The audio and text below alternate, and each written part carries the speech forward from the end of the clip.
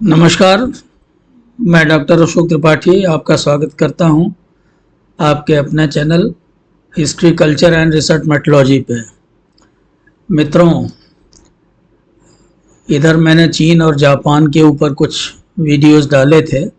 उसी कड़ी में आज का भी वीडियो है। आज चीन के ऊपर डॉक्टर सन यात सेन एक आलोचनात्मक मूल्यांकन, हम लोग इस पर चर्चा करेंगे। आपको मैंने कुछ नोट्स भी दिए हैं परीक्षा के लिए आपके, तो इसका उपयोग आप कर सकते हैं। चीन की 1911 की क्रांति के ऊपर मैंने वीडियो बनाया था। उस पर 2 वीडियो हैं। पहले तो केवल लेक्चर था, बाद में नोट्स के साथ भी वीडियो दिया आपको, और अब फिर से डॉक्टर सन यात सेन के ऊपर अलग से प्रश्न पूछ लिया जाता है, उनका क्या योगदान था चीन के इतिहास में। तो इसलिए इस पे अलग से वीडियो आपके लिए बनाई है।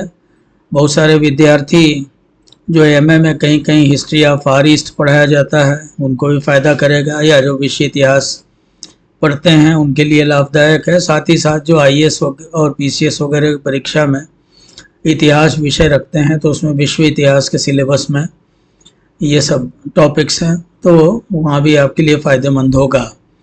तो बहुत ही छोटा सा वीडियो है जिसमें डॉक्टर सन यात सेन के विषय में आपको अधिक से अधिक बातें बताने का प्रयास किया है। तो आइए चर्चा प्रारंभ करते हैं। चैनल को जिन मित्रों ने सब्सक्राइब नहीं किया है, सब्सक्राइब कर लें। केवल सुने ना, सब्सक्राइब करें। थोड़ा मेरा भी हौसला बढ़ाएं। जैसे मैं आपके लिए काम कर रहा हूँ, वैसे आप भी मेरे लिए काम कीजिए, तब तो बात बनेगी ना। तो आइए चलिए चर्चा प्रारंभ करते हैं।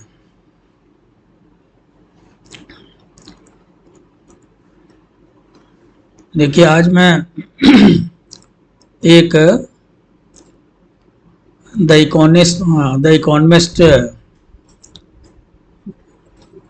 के अंदर जो है एक बार एक कोट आया था 8 अक्टूबर 2011 को, तो उसी से प्रारंभ करते हैं, जिसे आप देख सकते हैं अपने स्क्रीन पे। Only powerful people have liberty, केवल शक्तिशाली लोग ही स्वतंत्र होते हैं। ये आप अपने ऊपर भी ले लीजिए कि आप अपने आप को एजुकेशन के क्षेत्र में, शिक्षा के क्षेत्र में सॉरी, जितना आप अपने आप को पावरफुल बनाएंगे उतनी ही आपको सफलता मिलेगी।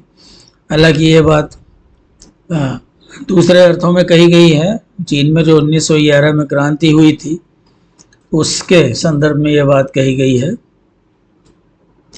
कि only powerful people have liberty, केवल शक्तिशाली लोग ही स्वतंत्र होते हैं। तो दुनिया के इतिहास इस बात का साक्षी है। आप देखिए, बहुत सारे देशों में साम्राज्यवादियों के खिलाफ आंदोलन चले और धीरे धीरे करके वे देश स्वतंत्र हुए। बहुत सारे देश जो है वहाँ लंबा एक संघर्ष चला। जैसे अगर हम भारत की ही बात करें तो भारत में करीब लगभग 200 सालों तक हम लोग जो है विदेशियों के, अंग्रेज़ों के गुलाम रहे, लेकिन एक लंबे संघर्ष ने हमें उनसे मुक्ति दिलाई। तो 1912 में चीनी गणतंत्र की स्थापना हुई। जैसा आपने पिछले वीडियो में आपने देखा होगा कि 1911 में वहाँ एक क्रांति हुई थी। तो 1912 में चीनी गणतंत्र की स्थापना में डॉक्टर सन यात सेन का महत्वपूर्ण योगदान रहा है।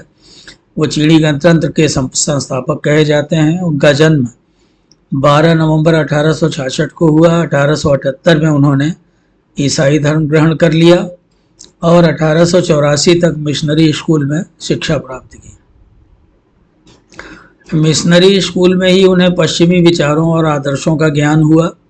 उन्होंने बहुत सारे पश्चिमी दार्शनिकों के बारे में पढ़ा, पश्चिमी विचारकों के बारे में, क्रांतिकारियों के बारे में पढ़ा। उन्होंने फ्रांस की क्रांति के बारे में पढ़ा और अमेरिका की क्रांति के बारे में पढ़ा। तो उन्होंने चीन के धार्मिक अंधविश्वास और रूढ़ियों के विरुद्ध एक आंदोलन छेड़ दिया। 1892 में उन्होंने चिकित्सा शास्त्र में स्नातक की उपाधि प्राप्त की, किंतु 1893 में ही उन्होंने अपने चिकित्सक के व्यवसाय को त्याग दिया। 1894 में उन्होंने अंतिम रूप से क्रांतिकारी आंदोलन में लिप्त होने का निर्णय ले लिया। मित्रों, यहाँ मैं उनके कुछ कथनों को उद्धृत करता हूँ आपके लिए, तो उनके व्यक्तित्व को समझने में आपको ज़्यादा आसानी होगी। डॉक्टर सन्यात सेन के अनुसार सरकार को अपनी राष्ट्रीय सीमाओं के भीतर कमजोर और छोटे नस्लीय समूहों को निर्णय और स्वशासन की दिशा में मदद और मार्गदर्शन करना चाहिए। इससे विदेशी आक्रमण का प्रतिरोध करना चाहिए और साथ ही राष्ट्रों के बीच हमारी समानता और स्वतंत्रता को बहाल करने के लिए विदेशियों या विदेशी संधियों को संशोधित करना चाहिए। इसी तरह चीनी जनता को आगाह करते हुए या चीनी जनता को चेतावनी देते हुए वो कहते हैं कि मैं अच्छी तरह से जानता हूं कि यूरोपीय देशों की संपत्ति और शक्ति न केवल उनके जहाज़ों और शक्तिशाली बंदूकों, मजबूत किले और दुर्जेय सैनिकों का परिणाम है, बल्कि इसलिए भी है क्योंकि उनके लोग अपनी प्रतिभा को पूरी तरह से नियोजित कर सकते हैं। उनकी भूमि का पूरी तरह से उपयोग किया जा सकता है। उनकी भूमि का उपयोग किया जा सकता है, प्राकृतिक संसाधनों का पूरी तरह से दोहन किया जा सकता है और उनका माल स्वतंत्र रूप से प्रवाहित हो सकता है। तो देखिए, किसी भी देश के विकास में केवल उस देश के शासकों का ही योगदान नहीं होता, बल्कि उस देश की जो जनता होती है उसका भी योगदान होता है। उस देश के जो प्राकृतिक संसाधन होते हैं उनका भी योगदान होता है। आरंभ में उनकी विचारधारा देशभक्ति एवं राजवंश विरोधी मात्र थी, परंतु चीन जापान युद्ध में चीन की पराजय ने उन्हें आधुनिकतावादी, राष्ट्रवादी एवं राजतंत्र विरोधी बना दिया। सरकार की कमजोरी का लाभ उठाकर डॉक्टर सेन ने इसी समय मंचू राजवंश के विरुद्ध बढ़ती हुई क्रांतिकारी शक्तियों को संगठित करने का प्रयास किया। उन्हें चीन की थल सेना तथा नौसेना के अध्यक्षों का गुप्त सहयोग भी प्राप्त हुआ, पर इससे पहले कि उनकी योजना सफल हो पाती, सरकार को पता चल गया। उनके अनुयायियों को गिरफ्तार कर लिया गया। बड़ी कठिनाई से डॉक्टर सेन भागकर जापान पहुंचे। यद्यपि डॉक्टर सेन अपने उद्देश्य में असफल रहे, तथापि उनके कार्यों से चीनी अधिकारी विचलित होने लगे, यानी उनके मन में एक शंका और डर की भावना तो आ ही गई। 1896 में डॉक्टर सेन लंदन पहुंचे। वहां पर चीनी अधिकारियों ने उनके अपहरण का असफल प्रयास किया। वे जापान वापस लौटे एवं क्रांतिकारी विचारों को प्रचार आरंभ किया। यहीं पर उन्होंने जापानी राजनीतिज्ञों का सैनिक समर्थन भी प्राप्त किया। 1920 में बॉक्सर विद्रोह के दौरान डॉक्टर सेन ने कैंटन में एक विद्रोह को जन्म देने का प्रयास किया, पर असफल रहे। 1904 में उन्होंने एक बड़ा महत्वपूर्ण लेख लिखा जिसका शीर्षक था चीन के प्रश्न का सही समाधान। इस लेख में पहली बार उन्होंने मंचू राजवंश को सत्ता से बाहर कर लोकतांत्रिक शासन को स्थापित करने के अपने विचार को प्रकट किया। 1905 में डॉक्टर सेन ने टोक्यो में अपनी क्रांतिकारी तथा अन्य संस्थाओं को मिलाकर तुंगमेंगहुई का गठन किया। क्रांतिकारियों के संयुक्त व्यवस्था अत्यंत लोकप्रिय सिद्ध हुई तथा एक वर्ष के अंदर इसके सदस्यों की संख्या बढ़कर 10,000 हो गई। तुंगमेंगहुई के कार्यक्रम में मुख्य रूप से 6 सूत्र थे। इनको आप याद कर लीजिए। एक तो यही था, मंचुओं का उन्मूलन, यानी जो मंचू राजवंश था उसको समाप्त करना। चीनी गणराज्य की स्थापना, जो 1911 की क्रांति के बाद हुई भी, लेकिन ज़्यादा समय नहीं चल पाई। तीसरी बात थी उसकी, तीसरा सूत्र जो था वो था विश्व शांति को कायम रखना। चौथा सूत्र था भूमि का राष्ट्रीयकरण, क्योंकि ज़मीनें जो हैं जिससे कि लोगों को बराबर मात्रा में मिल पाए, तो भूमि का राष्ट्रीयकरण करने पे ये हो जाएगा कि जैसे बहुत सारे ज़मींदार सामंत वगैरह ज़मीनों पे कब्जा करके बैठे थे, उससे मुक्ति मिलेगी। जापानियों के सहयोग एवं अन्य देशों से चीनी क्रांति को समर्थन देने का आग्रह। तो ये वो 6 सूत्र थे जिनको ध्यान में रख करके गणतंत्र शासन की आधारशिला रखी गई।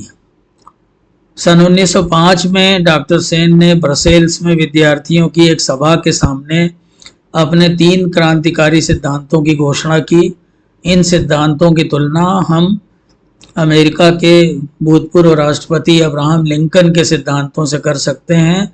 वे सिद्धांत क्या थे? बहुत ही आसान, आप देख सकते हैं, मैंने हाईलाइट कर दिया है।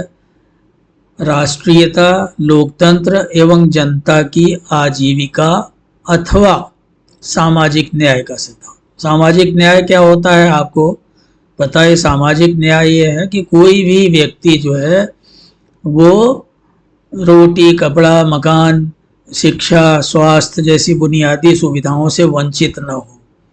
इसे हम अंग्रेजी में सोशल जस्टिस कहते हैं। तो राष्ट्रीयता का उद्देश्य था चीन के रेत की तरह बिखरे हुए कणों को एक सुदृढ़ शिला का रूप प्रदान करना। चीन की सांस्कृतिक दृष्टि से अतीत से ही एकताबद्ध था।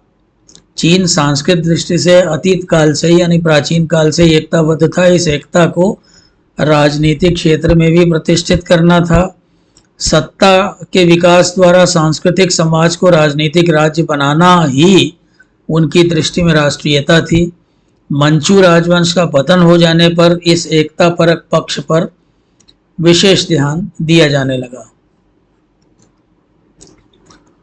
डॉक्टर सेन ने लिखा है कि राष्ट्रवादी आंदोलन का लक्ष्य चीन का विकास करना और चीनियों को साम्राज्यवादी, पूंजीवादी एवं भौतिकवादी शक्तियों के शोषण से मुक्ति दिलाना है। यदि चीन अन्य देशों के साथ बराबरी के आधार पर खड़ा होता तो वह आर्थिक क्षेत्र में उनके साथ स्वतंत्र रूप से प्रतिस्पर्धा कर सकता था और बिना किसी असफलता के अपनी पकड़ बना सकता था। लेकिन जैसे ही विदेशी राष्ट्र अपने आर्थिक मंसूबों के लिए राजनीतिक शक्ति को ढाल के रूप में प्रयोग करते हैं तो चीन की समझ में नहीं आता कि कैसे उसका विरोध किया जाए या उनका सफलतापूर्वक सामना कैसे किया जाए, मुकाबला कैसे किया जाए। डॉक्टर सेन आगे कहते हैं कि हमें समझना चाहिए कि राष्ट्रवाद का मतलब भिन्न राष्ट्रीयता के लोगों के साथ भेदभाव करना नहीं है। इसका सीधा मतलब है कि ऐसे लोगों को हम अपनी राजनीतिक शक्ति पर अधिकार करने की अनुमति न दें, क्योंकि जब हम राजनीतिक रूप से नियंत्रण में होते हैं यानी दूसरों के नियंत्रण में, साम्राज्यवादियों के नियंत्रण में आ जाते हैं, तभी हमारे पास एक राष्ट्र होता है। राजनीतिक क्रांति को राष्ट्रवादी क्रांति के साथ साथ आगे बढ़ना चाहिए। हम मंचू शासन को उखाड़ फेंकेंगे तो हम न केवल मंचू के खिलाफ एक राष्ट्रवादी क्रांति हासिल करेंगे बल्कि राजशाही के खिलाफ एक राजनीतिक क्रांति भी हासिल करेंगे। इन्हें 2 अलग अलग समय पर नहीं किया जाना चाहिए। तो इस तरह से वो उनका यही कहना था कि हम राजनीतिक नियंत्रण में जब होते हैं तभी हमारे पास जो है वो हमारी शक्तियां क्षीण हो जाती हैं और फिर हमें राष्ट्र क्रांति करने के अलावा हमारे पास कोई चारा नहीं रहता। लोकतंत्र की बात करें हम, लोकतंत्र क्या है, इस विषय पर प्रकाश डालते हुए उन्होंने लिखा था कि लोकतंत्र से हमारा तात्पर्य है मतदान, जनारंभ, जनादेश, पुनः वापसी के अधिकारों से। इन अधिकारों को प्रत्याभूत करने वाले सूत्र अनिवार्य रूप से संविधान में समाविष्ट होंगे। संविधान में शक्ति के 5 विभाग होंगे: व्यवस्थापिका, न्यायपालिका, कार्यपालिका, परीक्षा और सेंसरेट। इन सिद्धांतों के द्वारा प्रतिनिध्यात्मक शासन की त्रुटियां भी दूर हो जाएंगी और मताधिकार के दोष भी। तो डॉक्टर सेन के अनुसार हम अब लोकतंत्र का उपयोग करने का एक तरीका जानते हैं और हम जानते हैं कि सरकार के प्रति लोगों के दृष्टिकोण को कैसे बदला जाए। लेकिन फिर भी अधिकांश लोग दृष्टिहीन हैं। हम पश्चिमी लोकतंत्र की उलझनों से बचना चाहते हैं और पश्चिम के रास्ते पर नहीं चलना चाहते हैं। तो हमें जिनके पास पूर्व दृष्टि है उन्हें उनका नेतृत्व करना चाहिए और उन्हें सही रास्ते पर ले जाना चाहिए। क्लियर? आजीविका का जो सिद्धांत था उसके बारे में डॉक्टर सेन का कहना था, या सोशल जस्टिस जिसे हमने कहा, कि जीवन यापन की समस्या ही इतिहास को गति प्रदान करती है, अतएव इस तरफ ध्यान दिया जाना अति आवश्यक है। समाजवाद का अर्थ ही था सबके लिए भोजन, वस्त्र, आवास, जीविका आदि का समुचित प्रबंध करना। डॉक्टर सेन जनता की 4 प्रमुख आवश्यकताओं की पूर्ति सरकार का कर्तव्य मानते थे। सबको भोजन उपलब्ध कराए, सबको वस्त्र उपलब्ध कराए सरकार, सबको आवास उपलब्ध कराए और यात्रा के साधन सुलभ कराए। तो सामाजिक न्याय का यह सिद्धांत समाजवादी होते हुए भी मार्क्सवाद से थोड़ा अलग है, थोड़ा उससे दूर है। प्राचीन काल में कृषि एवं उद्योग पूर्णतः मानव श्रम पर निर्भर थे, लेकिन अब प्राकृतिक शक्तियों के विकास के साथ जिनकी मानव श्रम तुलना नहीं कर सकता, कृषि और उद्योग पूरी तरह से पूंजीपतियों के हाथों में पड़ गए हैं। पूंजी की मात्रा जितनी अधिक होगी, संसाधनों का उपयोग उतना ही अधिक होगा। तो इन सिद्धांतों के प्रतिपादन के साथ ही डॉक्टर सेन अपने दल के विस्तार में भी लगे रहे। 1907 में चीन में एक सैनिक क्रांति हुई, जो कि सैनिक दृष्टि से तो असफल रही, पर उसका थोड़ा लाभ हुआ। उसका चीन के लोगों के मस्तिष्क पर गहरा प्रभाव पड़ा। धीरे धीरे क्रांतिकारी विचारों का प्रसार हो रहा था। अनेक पराजयों के बावजूद भी 1910 में डॉक्टर सेन ने क्वांगतुंग में एक विद्रोह का आयोजन किया तथा 1910 में ही उस विद्रोह को सफल बनाने के लिए धन एकत्र करने डॉक्टर सेन विदेश चले गए। यद्यपि यह सभी विद्रोह सफल नहीं रहे थे, पर इसका यह लाभ हुआ कि लोगों में क्रांतिकारी भावनाएं बलवती होती गईं। 10 अक्टूबर 1911 को चीन में क्रांति प्रारंभ हुई। उस समय डॉक्टर सेन अपने विचारों का प्रचार करने अमेरिका गए थे, पर क्रांति की खबर सुनकर शीघ्र ही वापस आ गए। कुछ दिनों के बाद ही जनवरी 1912 में उन्हें नवोदित चीनी गणतंत्र का राष्ट्रपति चुन लिया गया, परंतु वे 45 दिनों तक ही इस पद पर रहे। उन्होंने मंत्रियों की समाप्ति के लिए युवांशी इकाई के पक्ष में अपने पद का त्याग कर दिया, परंतु शीघ्र ही युवान की महत्वाकांक्षा एवं अधिनायकवादी प्रवृत्ति से उनका संघर्ष छिड़ गया। डॉक्टर सेन ने 1912 में कोमिंतांग दल का गठन किया। 1913 के चुनावों में बहुमत होने पर भी उन्होंने दल को अवैध घोषित कर दिया तथा अब गुप्त रूप से कार्य करने लगा। डॉक्टर सेन जापान चले गए और वहीं से संघर्ष का संचालन करते रहे। 1913 में उनकी प्रेरणा से विदेशी ऋण के प्रश्न पर युवान के विरुद्ध विद्रोह हुए। 1916 में युवान की मृत्यु के बाद डॉक्टर सेन पुनः चीन आ गए। 1920 में उन्होंने कोमिंतांग का पुनर्गठन किया, पर उन्हें पुनः कैंटन से भागना पड़ा। 1921 में पुनः उनकी वापसी हुई। चीन में गणतंत्र की स्थापना हुई, पर यह अस्थायी न रहा एवं डॉक्टर सेन को शंघाई चला जाना पड़ा।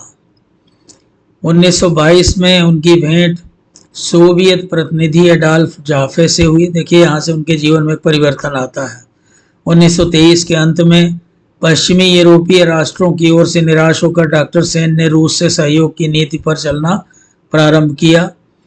उनके ऊपर रूस के साम्यवाद का प्रभाव 1921 से ही पड़ने लगा था। जैसे हमारे जवाहरलाल नेहरू जी जो थे, उनके ऊपर भी रूस के साम्यवाद का काफी प्रभाव पड़ा था। वे हृदय से साम्यवादी नहीं थे। डॉक्टर सेन की बात कर रहा हूं मैं। वे हृदय से साम्यवादी नहीं थे। वे पश्चिमी देशों के कट्टर विरोधी थे, जिन्होंने पेकिंग पर आक्रमण करने के लिए सैनिक परामर्श एवं शस्त्र प्रदान करने से इनकार कर दिया था। सोवियत परामर्शदाताओं के सहयोग से कुओमिंतांग को नवीन रूप प्रदान किया गया। जनवरी 1924 के सम्मेलन में ही कुओमिंतांग दल ने राजनीतिक, आर्थिक, सामाजिक सिद्धांतों के रूप में डॉक्टर सेन द्वारा प्रतिपादित जनता के 3 सिद्धांतों को स्वीकार किया। तो इन समस्त उतार चढ़ाव के बीच डॉक्टर सेन अपनी मृत्यु के समय तक देश की एकता के लिए प्रयत्नशील रहे। वो प्रारंभ से ही चीनियों के विचारों को सांस्कृतिक एकता के क्षेत्र से राजनीतिक एकता की ओर मोड़ना चाहते थे। चीन की तुलना वो रेत की रस्सी से करते थे, जिसमें प्रत्येक कण एक समान है फिर भी शक्तिहीन है। इसे राष्ट्रीयता के सीमेंट के द्वारा सुदृढ़ बनाया जा सकता है। उनका यह विश्वास था एवं इसकी पूर्ति के लिए वह निरंतर सचेत रहे। अपनी वसीयत में उन्होंने कहा है कि पिछले 40 वर्षों तक मैंने बड़ी निष्ठा के साथ जन क्रांति के लिए अपना जीवन दान किया है। इस उद्देश्य को दृष्टि में रखकर चीन का उत्थान हो एवं वह राष्ट्रों के मध्य स्वतंत्रता एवं समानता की स्थिति प्राप्त करे। प्रसिद्ध इतिहासकार लॉटरेट ने लिखा है कि आधुनिक चीन के राष्ट्र निर्माण में उनका स्थान सर्वोपरि है। जीवन भर वे इसके लिए संघर्ष करते रहे एवं संघर्ष करते हुए ही उनकी जीवन लीला का अंत भी हुआ। इस दृष्टि से उनकी तुलना महात्मा गांधी से की जा सकती है। वे चीन के गांधी कहे जाते हैं। अपने ध्येय में उन्हें जो सफलता मिली वह उनके संगठन की अपूर्व क्षमता का द्योतक है। वे चीन के राष्ट्रपिता थे। इस पद के लिए वांछित निस्वार्थ भावना, आत्मत्याग, संयम, विद्वत्ता, देशभक्ति आदि सभी गुण उनमें कूट कूट कर भरे हुए थे। उनका अध्ययन व्यापक और गहरा था, जिसके सहारे उन्होंने चीनी गणतंत्र के लिए कार्यक्रम निर्धारित किए। भले ही वह एक अच्छे कार्यकारी या प्रशासक न सिद्ध हो सके, तथापि वे एक विप्लवी एवं स्वप्नद्रष्टा अवश्य थे। तो बहुत बहुत धन्यवाद मित्रों। इस छोटी सी वीडियो से आपको निश्चित रूप से सहायता मिलेगी। मेरा एक निवेदन है, देखिए भारतीय इतिहास में तो आपको बहुत मटेरियल मिल जाता है, बहुत चीज़ें आप पढ़ लेते हैं, लेकिन हिस्टोरियोग्राफी पे, रिसर्च मेथोलॉजी पे, विश्व के इतिहास पे आप मेरी वीडियोस ज़रूर देखिए। मैंने बहुत मेहनत की है इनके कंटेंट्स बनाने के लिए। मैं स्वयं IAS PCS के इंटरव्यू दे चुका हूँ, इसलिए मुझे ये पता है कि आपको चाहिए क्या, आपकी असल में रिक्वायरमेंट आपकी क्या है, तो उसके हिसाब से मैं कंटेंट आपके लिए बनाता हूँ। बहुत बहुत धन्यवाद। शुभ रात्रि। जल्दी ही मिलते हैं किसी नए वीडियो के साथ।